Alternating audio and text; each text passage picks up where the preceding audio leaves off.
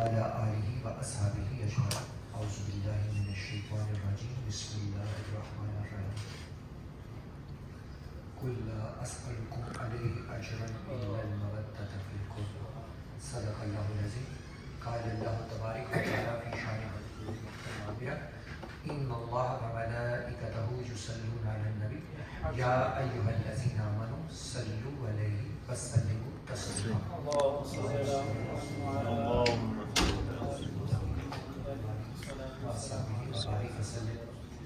اللہ رب العزت کی حمد و ثنا اور حضور نبی کریم صلی اللہ علیہ وآلہ وسلم کی بارگاہ اقدس میں حریہ درود و سلام پیش کرنے کے بعد اللہ کریم ہم سب کی اس حاضری کو اس پاکیزہ اور بابرکت محفل میں قبول فرما کر اسے ہمارے لیے بخشش و نجات کا ذریعہ اور وسیلہ بنائے. آمین. بے انتہا مدلل اور فصیح اور بلیغ خطابات، دو خطابات آپ مجھ سے پہلے سماعت فرما چکے.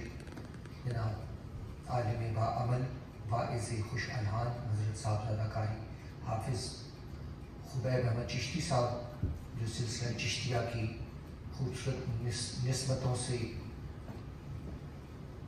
ہم کنار و سرفراز ہیں، اور پھر اس کے بعد آپ نے اس محفل کے روح رواں اور بلا شبہ جو منتظمین میں ایک اہم مقام رکھتے ہیں، علامہ اور بڑی مدلل گفتگو کرنے کے حوالے سے پہچان رکھتے ہیں، علامہ محمد بلال صاحب. اللہ تعالیٰ ان کو عمر دراز عطا فرمائے، آمین. کی زبان میں اور زیادہ فصاحت و بلاغت عطا فرمائے. آمین. اور پھر بھائی محمد علی سہروردی صاحب ہمیشہ کی طرح انتہائی شاندار، خوبصورت، ایمان افروز اور وجد آفرین انداز میں اہل بیت اطہار کی بارگاہ اقدس میں اپنی حاضری پیش کر رہے تھے. میں جانتا ہوں کہ وقت ہمیں جو کہا گیا اس سے کافی زیادہ تاخیر ہو چکی، اور یہ تو ذکر ایسا ہے کہ قیامت تک ہم کرتے چلے جائیں اور آپ سنتے چلے جائیں تو اس کا حق ادا نہیں ہو جائے گا. بے شک. میں صرف 2-3 منٹ میں اپنی بات کو اختتام کی جانب لے جاؤں گا، اور چاہوں گا کہ اب اس کے بعد میں فوراً نماز کا وقت بھی ہے تو ہم سارے مل کر انشاءاللہ نماز ادا کریں گے. ہمارے آنے کی غرض و غایت، مقصد جو ہے وہ آپ بھی بہتر جانتے ہیں.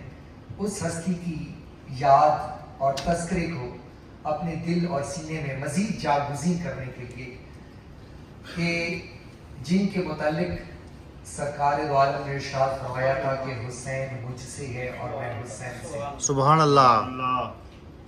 خود ارشاد فرما رہے ہیں کہ حسن اور حسین، ذرا 1400 سال پہلے کا وہ منظر آنکھوں کے سامنے لے کر آئیے، چشم تصور میں اس منظر میں ذرا کھو جائیے کہ سرکار دو عالم جب مسجد نبوی شریف کے منبر پر تشریف رکھا کرتے تھے، کائنات کی سب سے عظیم الشان 1,24,000 انبیاء کا سلطان، آپ جب منبر پر تشریف رکھا کرتے تھے اور خطبہ شروع فرمایا کرتے تھے تو خطبے کی آواز اس گھر میں جایا کرتی تھی جس گھر کا طواف جبریل امین کیا کرتے تھے. سبحان اللہ. جس گھر میں کبھی سورج اور چاند کی کرنوں نے بھی جان کر نہیں دیکھا تھا کہ اس گھر میں سیدہ کائنات رہتی ہیں، وہ گھر اس تک جب آواز پہنچتی تو سیدہ کائنات عزت اور عظمت کی انتہا ہو جاتی ہے. جہاں پر آپ جب آواز سنتی تو آپ شہزادہ حسن اور شہزادہ حسین کو غسل کروا کے، لباس زیب تن کر کے، بالوں میں تیل لگا کے، بنا کے، سنوار کے دروازے تک چھوڑنے آتی اور کہتی کہ جاؤ نانا منبر پر بیٹھ رہے ہیں. سبحان اللہ. حسن اور حسین ذرا چشم تصور سے یہ منظر دیکھیے، مسجد نبوی شریف کے اندر آ رہے ہیں اور سرکار دو عالم خطبہ ارشاد فرما رہے ہیں. سرکار دو عالم کی نگاہ پڑتی ہے تو آپ اپنی جگہ سے اٹھتے ہیں. پھر وہ آسمان کے فرشتے جنت سے وہ منظر دیکھ رہے ہوں گے جو اس سے پہلے انہوں نے نہیں دیکھا ہوگا کہ نبیوں کے سلطان اپنی جگہ سے کھڑے ہوتے ہیں، جا کر حسن اور حسین کو اٹھاتے ہیں، بوسہ لیتے ہیں، آ کے منبر پر جلوہ گر ہوتے ہیں. حسن دائیں جانب ہے हुसैन बाईं जानिब है, कभी चेहरे को चूमते हैं, माथे को चूमते हैं, रुखसारों को चूमते हैं और फिर क्या कहते हैं? कहते हैं ए अल्लाह मैं इनसे मोहब्बत रखता हूँ, तू भी इनसे मोहब्बत फरमा। सुभान अल्लाह। और कयामत तक के लिए जो जो इनसे मोहब्बत करे तो उससे भी मोहब्बत फरमा। सुभान अल्लाह। गौर कीजिए, फिर ये कहा जा सकता है ना कि हमें अल्लाह ताला ने मुंतखब फरमाया कि हम शहजादा हुसैन के तज़किरे को सुनने के लिए यहाँ पर आए। ये तज़किरा जो है ये दुनिया में भी सरखरोई का ज़ामिन है और आखिरत में भी निजात का ज़ामिन है। दोस्तों, कायनात की बाज़ औक़ात आप देखते हैं कि एक निस्बत ही जो है वही ज़मीन से आसमान पर ले जाती है।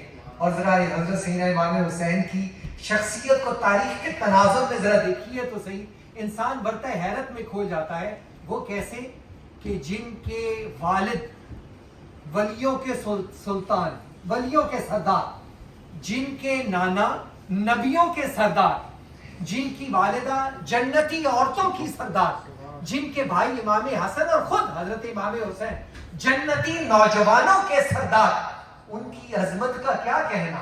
हजरत सैयदना उमर फारूक रज़ी अल्लाह ताला अन्हु, जिनका नाम सुनकर कैसर और किसरा की रात की नींदें उड़ जाया करती थी। सुभान अल्लाह।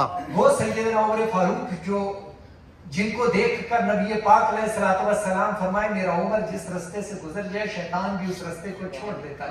वो सैयदना उमर फारूक मदाइन से माल आया और अब तकसीम फरमाने लगे। तो अभी फरमाने से कबल आपने देखा कि हसन और हुसैन का निगाहें मुतलाशी हुई। हजरत इमाम हसन तशरीफ लाए, हजरत इमाम हुसैन तशरीफ लाए।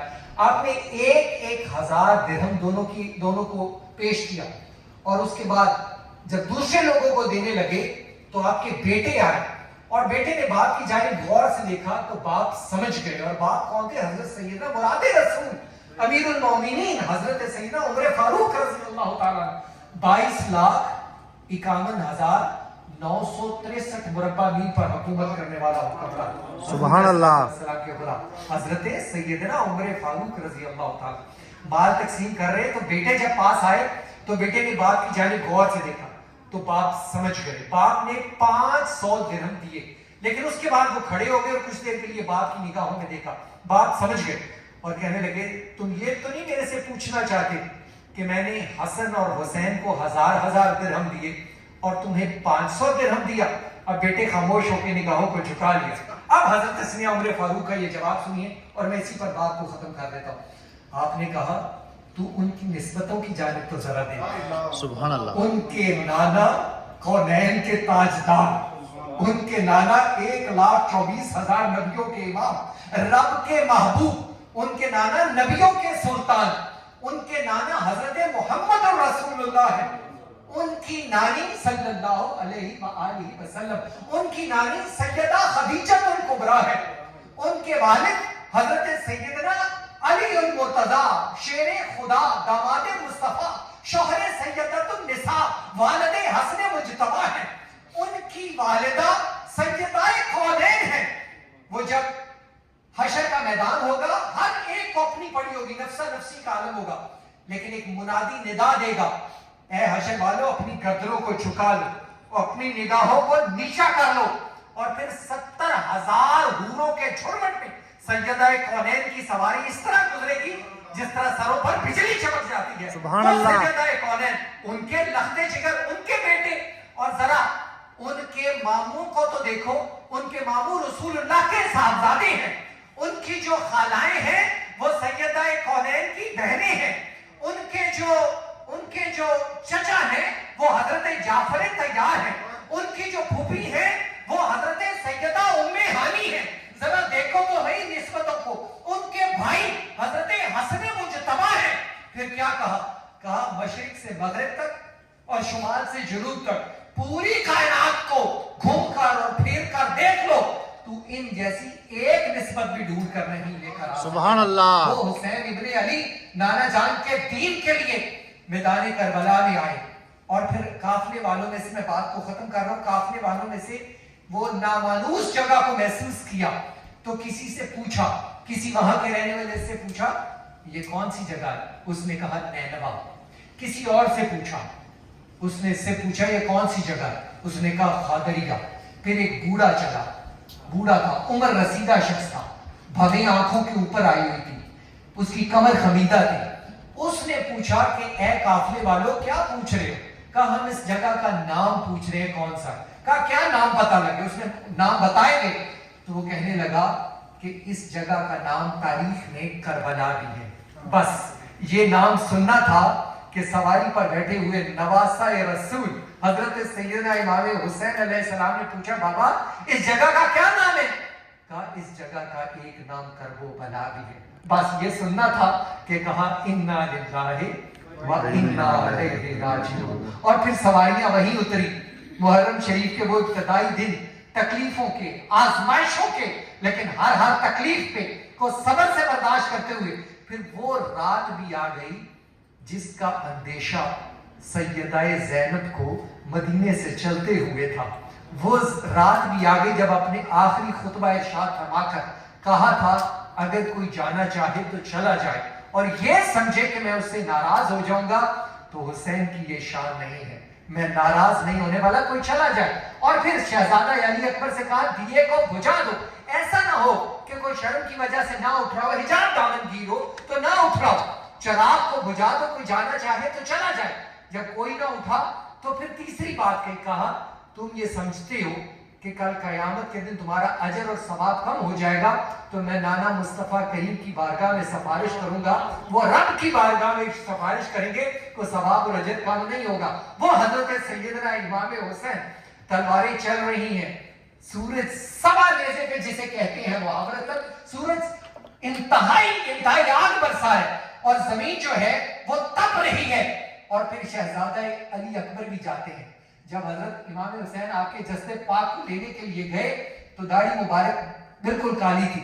جب جوان بیٹے کی لاش کو اٹھا کے باپ لائے تو کہتے ہیں یہ کائنات کا سب سے سخت امتحان ہوتا ہے، اٹھا کے لائے تو داڑھی مبارک ساری سفید ہو چکی تھی۔ پھر شہزادہ علی اصغر گئے، معصوم بچہ چھوٹا، وہ اس دنیا سے گئے، انہوں نے جام شہادت نوش کیا اور آخر پہ آپ اکیلے تنہا رہ گئے اور تنہا رہ گئے اور لڑ رہے ہیں، تلوار رک نہیں رہی۔ پھر کانوں میں ایک آواز آتی ہے اور وہ کس کی آواز ہے؟ وہ سیدہ کونین کی آواز ہے۔ وہ کیا آواز ہے کہ حسین کب تک لڑے گا؟ بس یہ سننا تھا۔ تلوار کو نیام میں ڈالا اور اس کے بعد سر کو سجدے میں رکھا اور کہا اے میرے مالک، حسین نے اپنے وعدے کو پورا کر دیا، حسین نے اپنے وعدے کو پورا کر دیا، میں نے تیری رضا میں اپنی رضا کو شامل کر دیا۔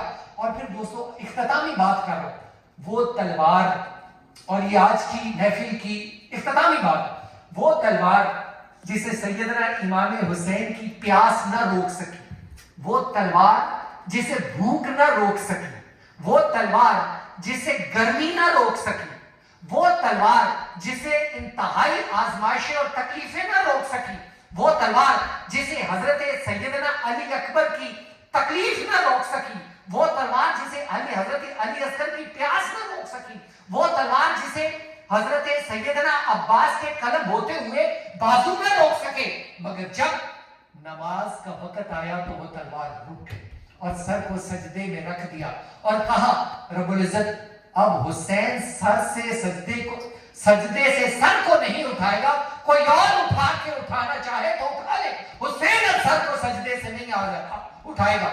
نہ شہزادوں کی نماز قضا ہوئی اور نہ بیویوں کا پردہ جو ہے وہ بھی اسی طرح برقرار رہا۔ دوستو آج یہ صبر ملتا ہے، اس سے یہ سبق ملتا ہے کہ آزمائشیں جو ہیں ان کو خندہ پیشانی سے برداشت کرنا چاہیے، اور صبر کرنے والوں کے ساتھ کون ہوتا ہے؟ رب ہوتا ہے، اللہ کریم ہوتا ہے۔ نماز جو ہے اس کا خاص خیال رکھنا چاہیے۔ نماز اگر شہزادہ حسین چاہتے تو وہ اس کیفیت میں تھے کہ سر کے بالوں سے لے کر پورا جسم اقدس جو تھا وہ لہو تھا، لیکن نماز کو قضا نہیں ہونے دیا۔ نماز کا وقت آیا تو سر اقدس کو سجدے میں رکھ دیا۔ دوستو ہم صبر کی منزلوں سے گزرتے ہوئے اگر راستہ طے کریں تو پھر اللہ تعالیٰ کی مدد اور نصرت جو ہے وہ پھر آسمانوں سے نازل ہو جا کرتی ہے۔ آزمائشیں کس کے راستے میں نہیں آتی، تکلیفیں کس کے راستے میں نہیں آتی، رکاوٹیں کس کے راستے میں نہیں آتی، لیکن اگر توکل مضبوط کیا جائے، اختتامی بات کروں، اگر توکل مضبوط کر لیا جائے, صبر کے دامن کو ہاتھ سے نہ چھوڑا جائے, تو آپ یقین کیجئے پھر انسان دنیا میں بھی زندہ و جاوید ہو جاتا ہے, اور اگر دنیا سے چلا جائے تو تب بھی اس کی یاد اور اس کا نام جو ہے وہ دعاؤں میں زندہ رہتا ہے. اللہ تعالیٰ ہماری اس محفل کو, ہمارا آنا, مل بیٹھنا, اسے قبول فرما کر ہمارے لیے ذریعہ بخشش و نجات بنوائے. وما علینا الا البلاغ. والله فجرا جد بعد العسر يسرا ربنا علىك قدرا يا إمام الأنبياء يا حبيبي يا محمد يا نبي سلام عليك يا رسول سلام عليك يا حبيب سلام عليك صلوات الله عليك. تیری آرزو میں جینا, تیری جستجو میں مرنا, یہی میری زندگی ہے, یہی میری بندگی ہے. یا حبیبی یا محمد یا نبی سلام علیکہ, یا رسول سلام علیکہ, یا حبیب سلام علیکہ صلوات اللہ علیکہ. تیری یاد کملی والے میرے جینے کا سہارا, اچھا ہوں میں یا برا ہوں, آخر ہوں تو میں تمہارا. یا حبیبی یا محمد یا نبی سلام علیکہ, یا رسول سلام علیکہ, یا حبیب سلام علیکہ صلوات اللہ علیکہ. حاضرین کے دل کی سن لو, سامعین کے دل کی سن لو, اکبر بسمل کی سن لو, اور سائل کی سن لو. یا حبیبی یا محمد یا نبی سلام علیکہ, یا رسول سلام علیکہ, یا حبیب سلام علیکہ صلوات اللہ علیکہ, صلوات اللہ علیکہ.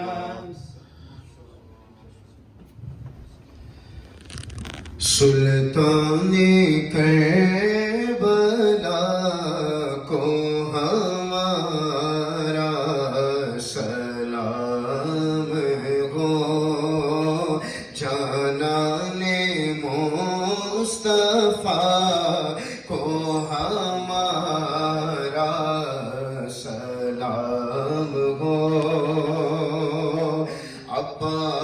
عباس نامدار ہے,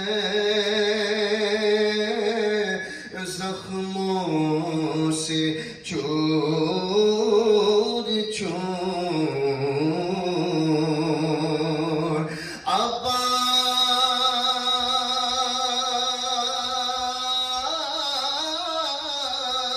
عباس نامدار ہے, زخموں سے چور چور. اس پہ کرے رضا کو ہمارا سلام ہو. ناصر ولائے شاہ میں کہتے تھے بار بار, مہمان کربلا